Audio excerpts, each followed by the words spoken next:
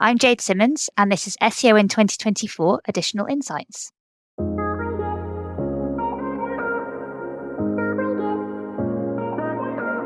Jade, what's your additional insight for SEO in 2024? So my additional insight is to get hands-on to be successful in your career as an SEO. Superb. Okay, well, let's dive into what you mean by hands-on. So by hands-on, I mean getting hands-on with a website. So if you can, getting into the CMS, making changes yourself, or at least having a look in there and seeing what the platform is like, not just relying on the output of Screaming Frog crawls, for example, and looking at the source code and really understanding what you're looking at, potentially even taking some like free online coding courses so you know your way a little bit around basic JavaScript, HTML, that sort of thing. Yeah, great advice. I remember starting off in SEO a long time ago and using Dreamweaver to actually look at the HTML code that the design package was producing, and then using WordPress and understanding basic PHP from that. And it certainly makes a big difference in being able to understand what Google's trying to do from an SEO perspective. But do you advise every single type of SEO to do this? I mean, someone's fairly creative or content oriented, strategic. Would you still advise them to get hands-on in terms of what the code of a website means? Yeah, I definitely think I would. We have, I work for an agency at the minute, and we'll bring on people that are inexperienced in SEO completely, and we'll train them up. And often you'll get people come in saying, oh, okay, I really love the technical side of things, or the content side of things, or the digital PR side of things, and I really want to focus on that. But my advice to them is generally always like, yes, great for you to focus on that in the future, but you need, I think, to be an effective SEO to have that full rounded awareness of how it all works as an ecosystem. I don't know if you've heard of like the T-shape model, and Sure. I think that can, like it can be like the whole of marketing. T-shaped marketer.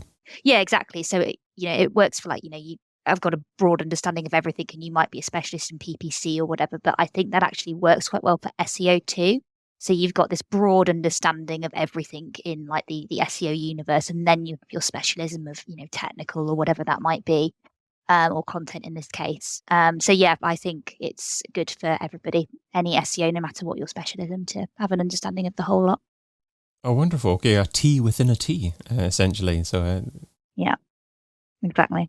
And in terms of getting hands-on, do you allow your team to get hands-on with your client websites, or is this something that they should practice themselves? I mean, should they have their own websites and really dive into experimenting by doing that? Yeah, so I'm just going to, in case there are any of my clients listening to this, do not worry. We do not let anybody loose on websites. Yeah, it definitely depends on the agency or if you're in-house. So I've had roles before, both agency and in-house, where the SEOs have been required to be hands-on in the CMS. And if you have a role like that, absolutely. Or if that's an agreement you have with your clients and you've got more junior team members, then yes, definitely. I think doing it within part of your day job, if you can, is great. But if you can't, and I've also been in this position before, then I think setting up your own websites is absolutely something that everybody should try at least once if they're working in digital. And I know that if you've not really got much experience of that, it sounds very scary. And I'm just here to say that if I can do it, literally anybody can do it. You could just have a look on YouTube. There are really easy guides. All you have to do is buy a domain name and then install it on WordPress as step-by-step guides to follow. And then that's it. You've got a website and you can play around with it. And yeah, highly recommend that. Is WordPress still the way to go for experimenting, or is there a case for platforms like Wix instead, or would you, as a up-and-coming SEO, learn more from WordPress? I don't really think it matters too much because they've all got their different ways of making changes. So it's my general process and advice would be for somebody to set the website up and then crawl it. And then you'll think you've done it perfectly, and you will inevitably find all of these different mistakes in the crawl. And then you've got to set about trying to fix them. Even something as simple as this canonical tag isn't right. Like that in my experience, gone down a rabbit hole for hours trying to figure out how to do that. And I don't really think it matters which CMS you're using. They're all going to have different ways, like Wix or any of the the free ones, basically, if you don't want to be investing too much money in it. WordPress is just the one that I have most experience of, and I know that you can either, the benefit it has is if you do want to get involved with the code, you can see the back end of it. Otherwise, if you do just want that visual editor mode and the code is a bit too much for you, then you can do that as well. But yeah, I'm sure other CMS also have that facility. So should an SEO do this, as you advised, to get to a certain level, get to a certain comfort with maybe how a CMS operates, and then as their career is progressing and they're into SEO management, maybe becoming an SEO director, it's not so necessary anymore? Or is this something that you recommend forever? It does depend. So I think when you're kind of starting out, I definitely think it's a way for you to grow that confidence. And I'm sure most people will recognize that feeling of when they were starting out, or if they're new to their careers now, where you're joining a call with internal stakeholders, or if you're an agency with a client, and that sick feeling in your stomach of, oh my God, what if they ask me a question? I might not know the answer to it. And I think having your own site and playing around with things like that really helps you to build that. So it's very valuable, I think, for people at the beginning of their careers. But also saying that, when you do get into those, you start progressing for your career, you do find that you spend less time doing hands-on recommendations, and it is more about QAing other people's work or setting that strategy piece. And I think it is quite easy for you to get outdated with your knowledge, or, potentially forget. There's only so much information that we can retain. So I think even, as, a more senior person within the field, I think looking at the code of a website and, getting hands-on from time to time is a good way to just refresh your own skills, and, even just remind yourself that, yes, I can do this, and almost like fall in love with SEO again, like, and all of the digging in to the different bits and pieces. That sounded a bit trite. I do apologize.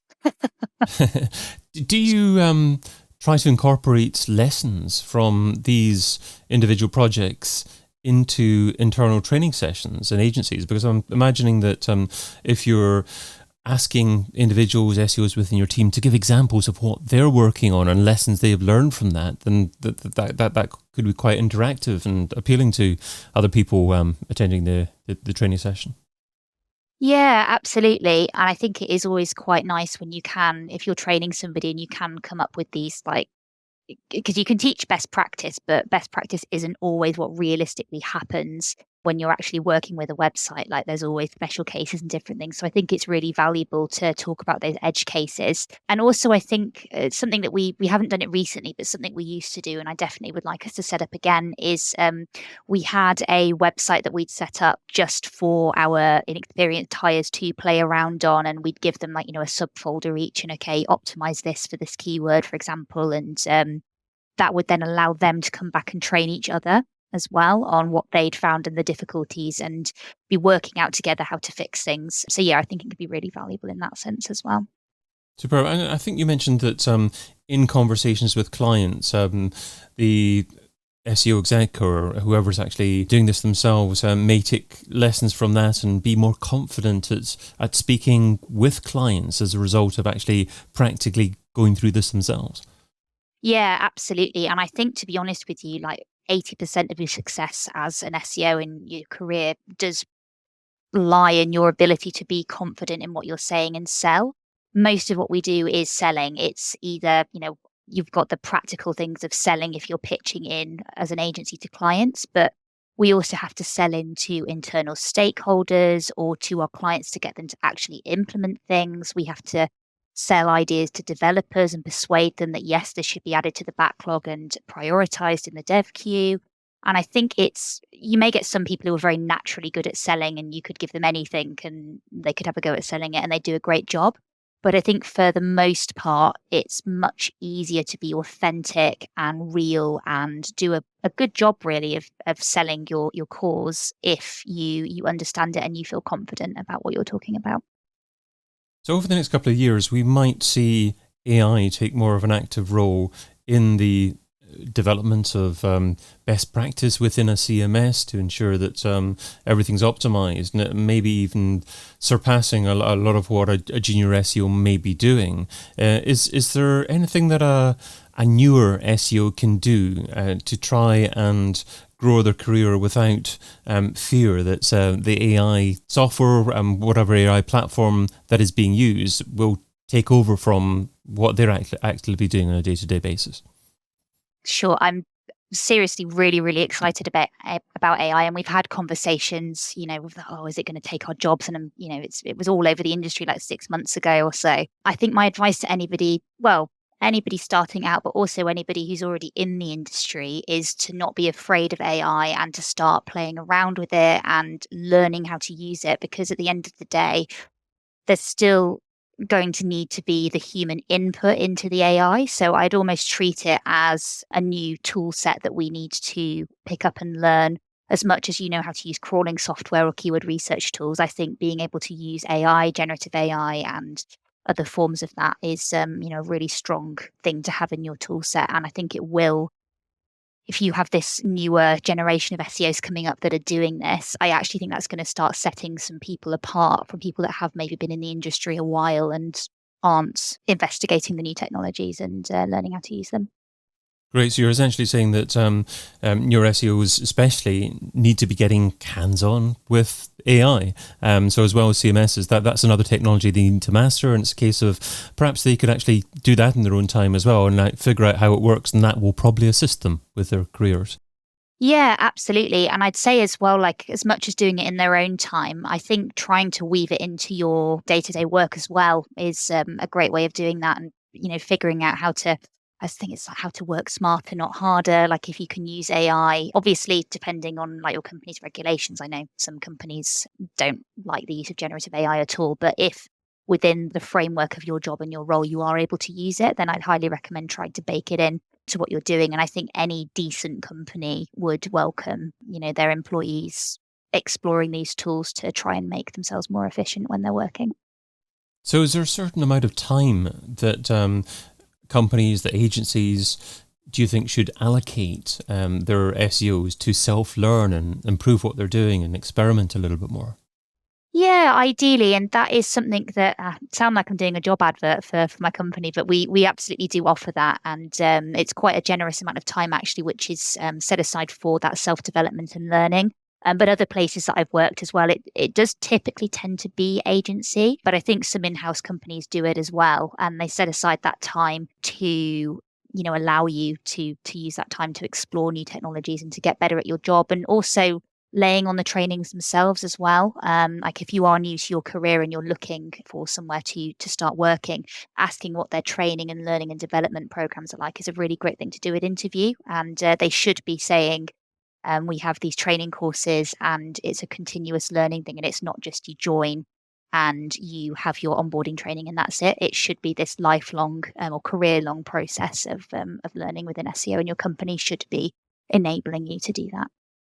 So you shared what SEO should be doing in 2024. Now let's talk about what SEOs shouldn't be doing. So what's something that's seductive in terms of time, but ultimately counterproductive? What's something that SEOs shouldn't be doing in 2024? Sure. So in terms of time, I think it can be quite tempting to stop researching and learning once you start to get to grips with things and you feel like you know what you're doing, and you lose that fear factor when you're joining calls and you know the answers to the questions people are asking you. It can be tempting to get that time back then by stopping learning. But actually, I think that's, one of the worst things as an SEO you can do. The industry is changing constantly.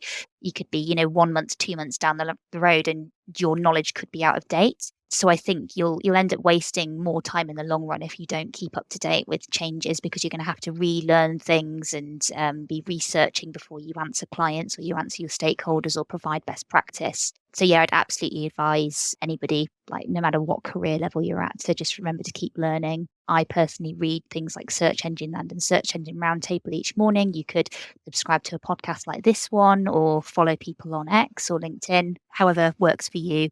Just make sure that you are learning and reading the most recent information. Great advice. Yeah. So I was going to ask you actually as a follow-up which platforms you favour, but you've articulated what you tend to do yourself as well.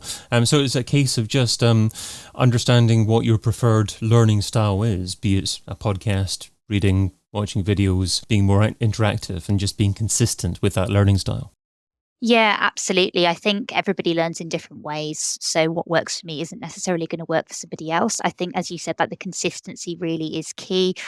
When I have new joiners on my team, I always advise them spend 20 minutes, half an hour every morning, first thing when you come in, learning and reading. And I think if you can get yourself into that habit, whether it's, on your commute, you're listening to a podcast, or you're taking 20 minutes at your desk with a coffee when you're setting yourself up for the day, reading the stories that are online about SEO, like whatever works for you, as long as it's a consistent pattern, it's going to really benefit you in the long run. Jade Symons is SEO Director at Dentsu, and you can find her over on LinkedIn. Jade, thanks so much for adding your additional insight to SEO in 2024. I've been your host, David Bain. You've been listening to an episode of SEO in 2024 Additional Insights, a Majestic series that complements the original SEO in 2024 podcast, video series, and book. Find out more at SEOin2024.com.